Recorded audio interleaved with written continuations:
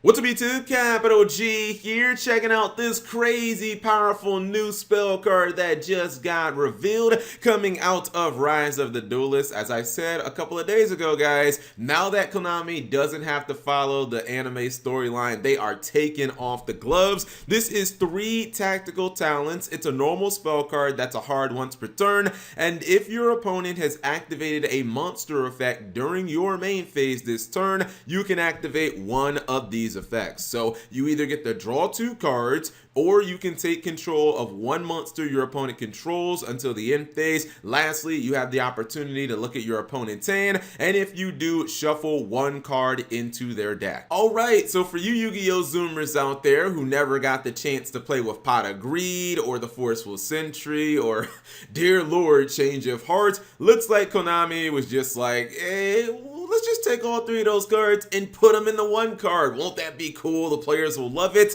And just a quick side note, not to get off topic, but I almost don't even remember what it was like to play Change of Heart. It's been that long since that card has been banned. Like, I was a teenager when Change of Heart was legal. They banned it on the first ban list, and they never even thought about taking it off. Even things like Delinquent Duo, Pot of Greed, Snatch Steal, where they've taken them off, put it back on, etc., etc.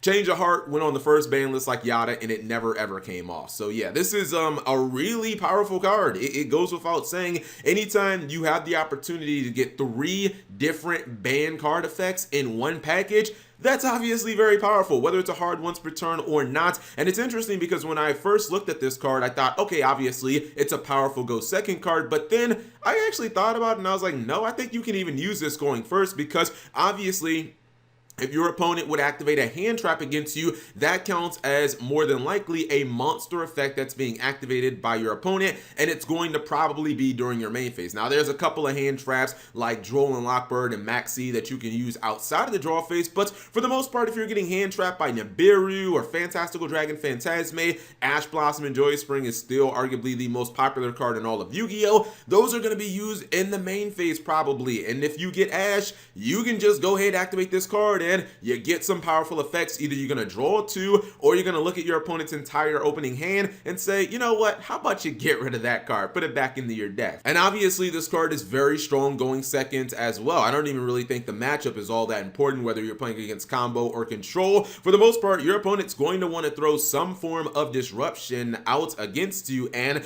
even if you're taking hand traps out of it, there are decks like Guru that are probably going to want to use Guru's effect to, put one of your monsters face down, or Sequidius to bounce a card to your hand, or maybe they're just using hard negation, things like Brawl Load, Savage Dragon, or other negations like F.A. Don Dragster, etc., etc. This card can help you recover from the negs that you're taking, and it gives you some very powerful effects. Going second, I don't really think the Forceful Sentry effect will be all that good, but that Change of Heart effect can definitely come into play. And by the way, it's actually even better than Change of Heart because it doesn't even target, which is absolutely insane. Even Change of Heart, a card that has been banned for like 16 years, even that card targets. This effect that mimics Change of Heart doesn't even target. So yeah, I'm a very big fan of this card. Honestly, in a vacuum, I think that this could be considered one of the strongest cards in the entire game.